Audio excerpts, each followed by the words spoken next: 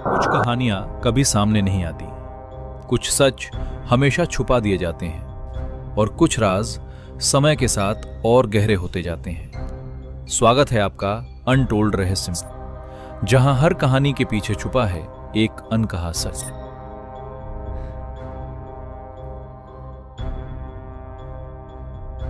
कल्पना कीजिए, आप हिमालय की ऊंचाइयों पर खड़े हैं।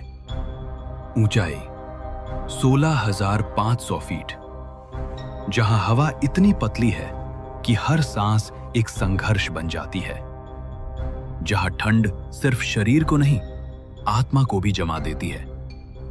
चारों तरफ बर्फ ही बर्फ है, सफेद, शांत और डरावनी। इतना सन्नाटा है कि आपको अपनी दिल की धड़कन भी साफ सुनाई देने लगती है। ऐसा लगता है जैसे इस जगह पर समय रुक गया हो।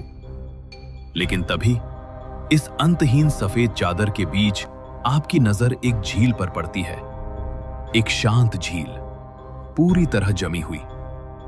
ऊपर से देखने पर यह बिल्कुल सामान्य लगती है, लेकिन जैसे ही आप धीरे धीरे उसके पास जाते हैं और उसके अंदर झांकते हैं, आपकी सांस रुक जाती है, क्योंकि झील के अंदर सैकड़ों इंसानी कंकाल पड़े हैं।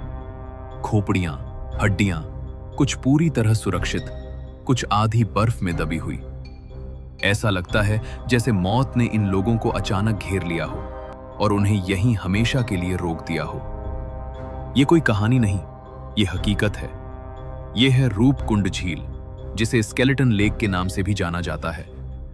भारत के उत्तराखंड में स्थित हिमालय की गोद में छिपी हुई एक ऐसी झील जो आज भी अपने अंदर सैकड़ों लोगों की मौत का रहस्य छुपाए हुए है। साल के ज्यादातर समय ये झील मोटी बर्फ से ढकी रहती है, लेकिन जब गर्मियों में बर्फ पिघलती है तो इसका असली सच सामने आता है। झील के अंदर और उसके आसपास सैकड़ों मानव कंकाल दिखाई देने लगते हैं। यह दृश्य इतना डरावना है कि जो भी इसे पहली बार देखता है वो कभी इसे भूल नहीं पाता। इस रहस्य का पता पहली बार 1942 में चला, जब एक ब्रिटिश वन अधिकारी इस क्षेत्र से गुजर रहा था। तभी उसने इस झील को देखा, और जब वो उसके पास पहुंचा तो वो हैरान रह गया, क्योंकि झील के अंदर सैकड़ों कंकाल पड़े थे। उस समय दुनिया द्वितीय विश्व युद्ध के बीच थी, और पहले तो उसे लगा कि ये जापानी सैनिकों के शव हो सकते हैं। लेकिन जल्द ही जांच शुरू हुई, और जो सच्चाई सामने आई वो और भी ज्यादा रहस्यमयी थी। वैज्ञानिकों ने कार्बन डेटिंग की मदद से पता लगाया कि ये कंकाल लगभग 800 से 1200 साल पुराने हैं। मतलब ये लोग आधुनिक समय के नहीं थे, ये लोग प्राचीन काल के थे। लेकिन सबसे बड़ा सवाल अभी भी बाकी था।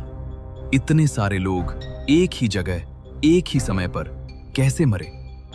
जब वैज्ञानिकों ने खोपड़ियों की बारीकी से जांच की तो उन्होंने एक बेहद अजीब चीज देखी।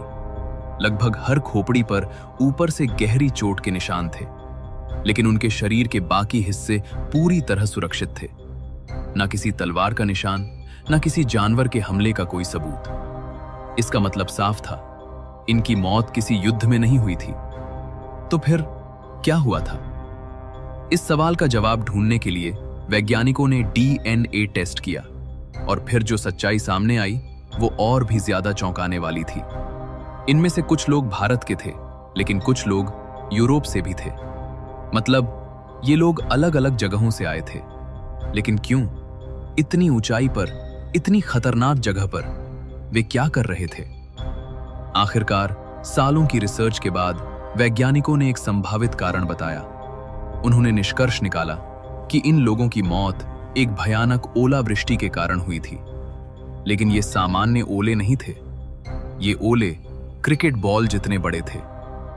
कल्पना कीजिए, आप खुले आसमान के नीचे खड़े हैं और अचानक आसमान से पत्थरों की तरह भारी बर्फ के गोले गिरने लगते हैं। हर ओला सीधे सिर पर गिरता है, और इतनी ताकत से गिरता है कि खोपड़ी तोड़ देता है। इन लोगों के पास न कोई शेल्टर था, न कहीं छिपने की जगह, न बचने का कोई रास्ता, और कुछ ही मिनटों में सैकड़ों लोग मारे गए।